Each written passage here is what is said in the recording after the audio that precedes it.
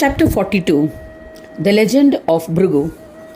Om Sri Ganeshaya Namaha. Marishi Gritsamada continued the narration of the legends to Prahlada.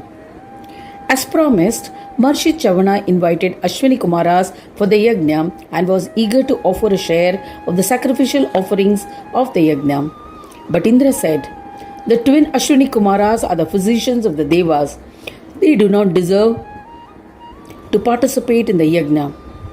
Therefore, O Swami, do not invite them." But Chavana did not heed to him. He invoked Ashwini Kumaras. Indra was furious.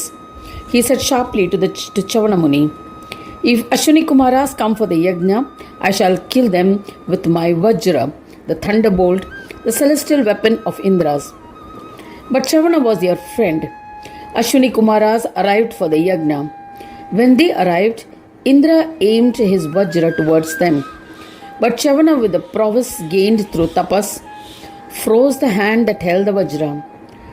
Moreover, he created a demon called Mada, pride. As commanded by Chavana, he advanced to devour Indra. All Munis and Devas were astonished at the brilliance of Chavana Muni. The dreadful demon Madasura had a terrifying face. He repeatedly licked the sky. His body was so dark that he looked like a mountain of coal in the Yagna. Seeing this daunting Asura named Mada, all Munis and Devas abandoned the Yagna and fled in all directions. Madasura turned to Indra in order to devour him. Indra was frightened and sought asylum with Chavana. Indra said, "I accept to allow Ashwini Kumaras to share the offerings in the Yagna, but please protect me from Madasura. O the best of Brahmins, this Asura will definitely devour me." Bhrigu's son Chavana, with the power of his penance, restrained Madasura immediately. He granted protection to Indra. With the conclusion of the Yagna, Chavana Muni left for his father's house. He, along with his wife, paid respects to his father Bhrigu. Bhrigu also honored his son who had proved himself with his penance. Chavana also happily served his father for a long period. One day the diplomatic Bhrigu said to his son, in order to enhance his son's diplomacy, "O son, you have done a sorrowful deed. Let me explain. You have performed a dreadful act. I shall explain. By the prowess of your penance, you created Madasura, a demon, to frighten Devendra. You are intoxicated with pride of your penance. Sacrifice this intoxication through the practice of yoga." I can narrate my own experience as an example. I had become intoxicated with the power of my penance. Listen to my erroneous judgment. I performed austerities constantly and accumulated power. By the power of penance, I became the most revered ascetic. Once, when I was at the banks of the river Gautami, all the Munis had assembled there when Jupiter was traversing the zodiac sign of Leo. This phase is called the Simhastha Guru. A great debate ensued. "O son, I always considered Pitamaha Brahma to be the greatest and most virtuous. Some others considered the embodied Shiva as the most eminent. Some others thought it was Vishnu. Some were in favor of Brahma. Son, all Munis selected me to test the Trinity, as I had the most powers from tapas. I considered Pitamaha to be the most supreme. I had no doubts about it, so I went to meet him first. I was eager to test him. I seated myself in front of the Creator of the world without paying appropriate respects. Seeing my arrogance, Pitamaha was furious. The Supreme Deva asked, "O ignorant one, are you engulfed in arrogance? If that is the case, immediately return to your home." I replied softly, "While accepting your own daughter in marriage, did you not exhibit your ignorance, O father?" On hearing these harsh words, he was filled with wrath and was rendered speechless. He was induced to inflict a curse. At that instant, I fell at the lotus feet of my father and performed a Sashtang Namaskar with devotion.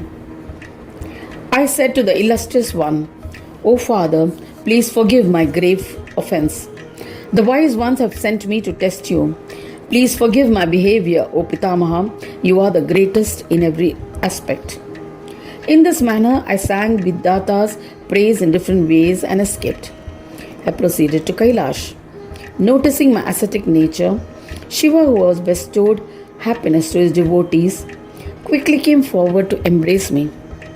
With the intention of testing him, I spoke to him using harsh words.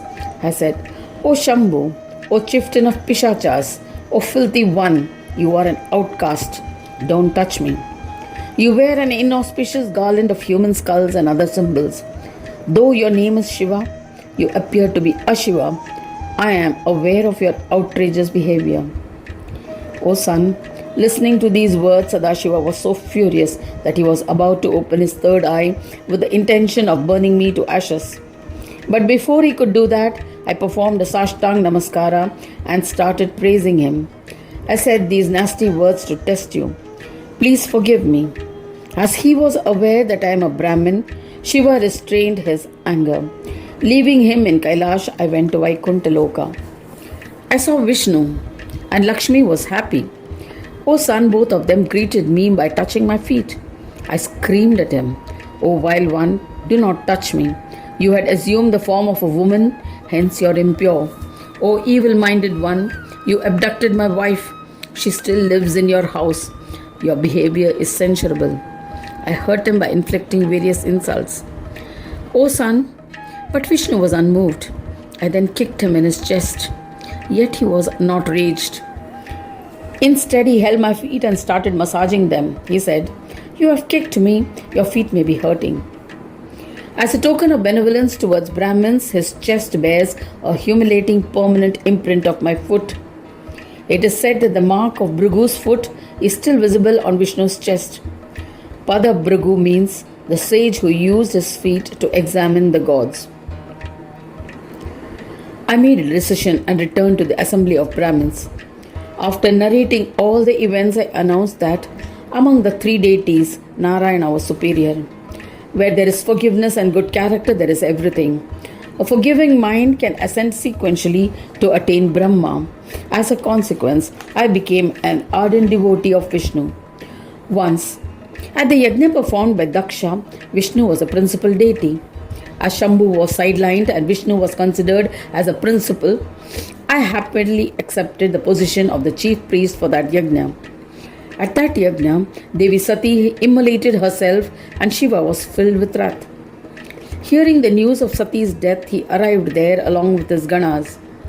After defeating Vishnu, he killed Daksha. He demolished the Yagna. My jaw was fractured by Veerabhadra. Brahmadeva pacified him and he revived Daksha on his own.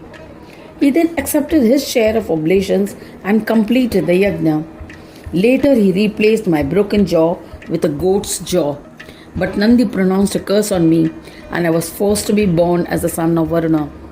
When I thought about the events, I realized that Shambhu was a form of Kala.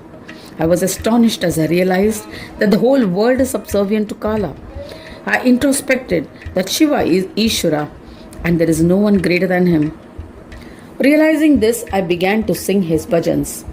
I became a Shaivite and smearing ashes from the pyre over my body, I worshipped Shankara in various ways, following the path of Pashupata, Shaivism. One day, a yajna was conducted by Brahmadeva along with Devaganas and Munis at the Kshetra of Shiva named Mahabala. At the yajna, they all forgot to worship Ganesha. It was to commence at daybreak, and they also ignored Sun's eldest wife, Savitri. Importance was given to Gayatri, and the yajna was commenced. The loyal wife Savitri was enraged. She pronounced a curse on all the devas. She said, "All of you devas will be transformed into water. There is no doubt about it. No one will be your savior. This is because you have ignored my seniority." As a result of the curse, all gods, along with their chief Shankara, were transformed into rivers. River waters are used for cleanliness activities such as washing. Every day the rivers are polluted. There is no end to it. The wives of Devas worshipped Lord Ganesha and liberated them. They regained their form as Devas by the grace of Ganesha. There is no doubt about it. However, an amsha of each Deva remained in the form of water. O son, Then it occurred to me that the Lord of Obstacles, Vignanayaka Ganesha, is omnipotent and is not under the dominion of anyone. O son, Ganesha is the master of the Ganas. This is why he was able to destroy an important Yagna and transform the Devas into water. The wives worshipped him. Pleased with their penance, Ganesha manifested at the Yagna and restored the Devas to their original form and ensured that the Yagna was completed by them. He was able to perform such miracles as he is omnipresent. Realizing this, I became absorbed in singing bhajans of Ganesha. Some days later, I was fortunate to meet Vyasa. I asked the Mahamuni, "O Vyasa Mahamuni, you classified and sang and sectioned the Vedas and composed many Puranas. O intellectual one, you also composed the Mahabharata. There's no doubt about it.